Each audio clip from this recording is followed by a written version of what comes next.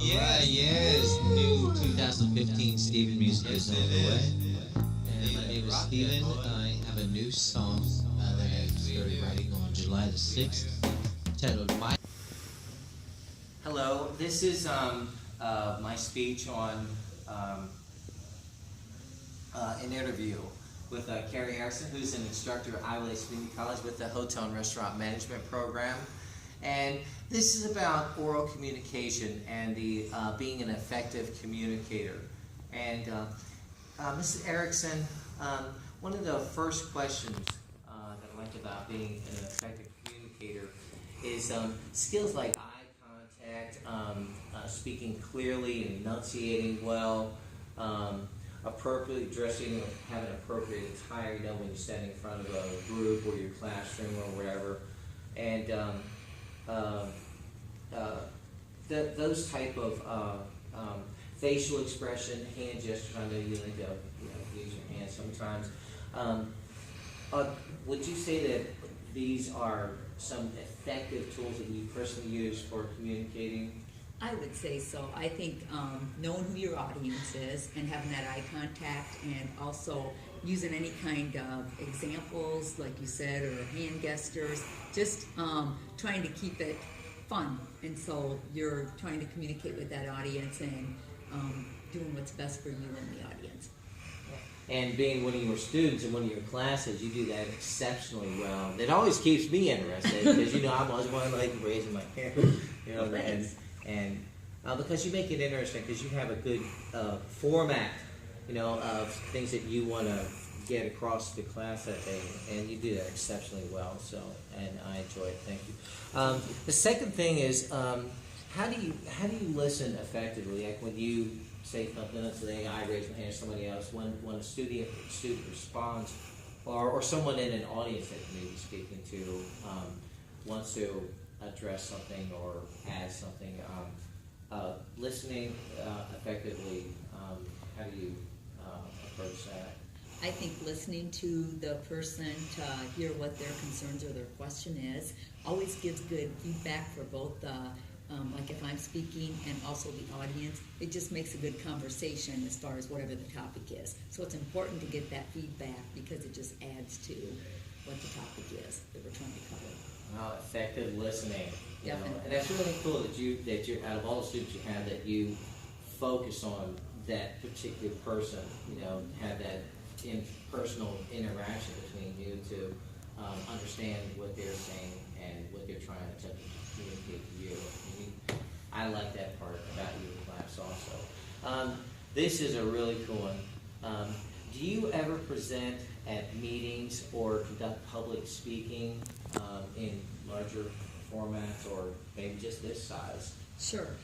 Yes, there are some times where I will actually speak at public meetings for like a large group of people, as I'm also a dietitian, and so sometimes I deal with parents through a different group as far as doing some parent nutrition education. And so there again, it's nice to speak, but it's also nice to provide any kind of hands-on information and get feedback from the audience to make it a positive learning environment. Wow, great. And this one is, what have you learned in order to be more effective? As we kind of grow and think, I think I'm going to change that next time. What would you say about that? I would think just learning about who your audience is, keeping an open mind so that, not judging anybody's, point of view, just keeping an open mind as far as any question's a good question, and you want to make it personal so that, and make them feel comfortable so they are willing to ask whatever questions they might have or give any comments that might add to the discussion. Yeah, as one of your students, I definitely feel that way. How do you make, I know everybody in the class feels that way, that if they want to say something, they just feel free to say it, or if you always supply, respond with a good, appropriate answer. So I like that. What do you believe many public speakers, or why many public speakers are not effective? And I could go on about this myself for a while, but is there something you would and Sure. why public speakers are not effective on what they, Trying to get across. Yeah. Sometimes I think public speakers, they have a message they want to get across, but they don't want input from whoever their audience is. Good And- one. Yes, and I think that they need to know, what their concerns are as a public speaker and what their comments are, so they can kind of address those issues. But sometimes I think they are on a agenda that there's no give. They just want to cover what's on their agenda and they don't want the questions. Thank you, good. I've not thought about that, but maybe I have at some point, but that is a great. What skill is probably most important, critical, critical to you in the workplace, as far as communicating? I would what say skill? listening. I think it's important to be able to communicate both orally and written, but also you have to listen to whoever you're communicating with, to know, if they have questions, if they have concerns, just being able to listen and take the time to listen.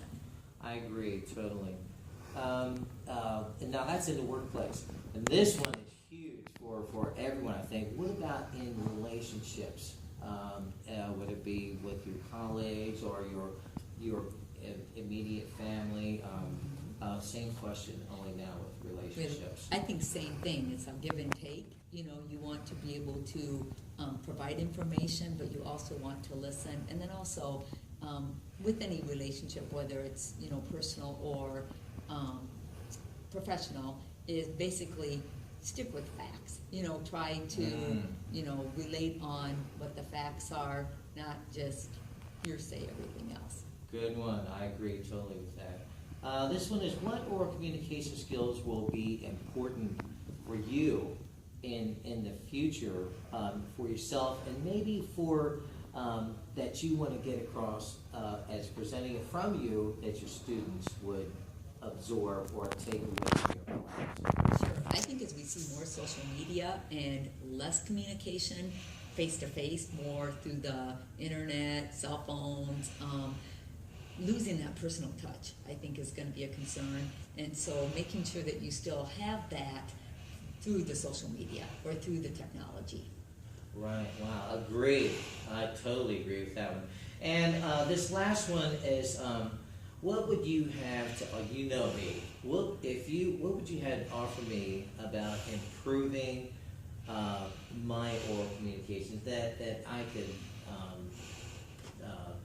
just maybe use, or something you'd like to offer on that? Sure. No, I think you do a nice job. You're a good listener. You're easy to talk to. And so I think, I don't know. I think you do a great job, yeah. Yes, so, thank you. I think, Yeah. Thank you. I appreciate that. And the this oral communication, the clincher, the closer to this, the number one thing I think you brought out is listening.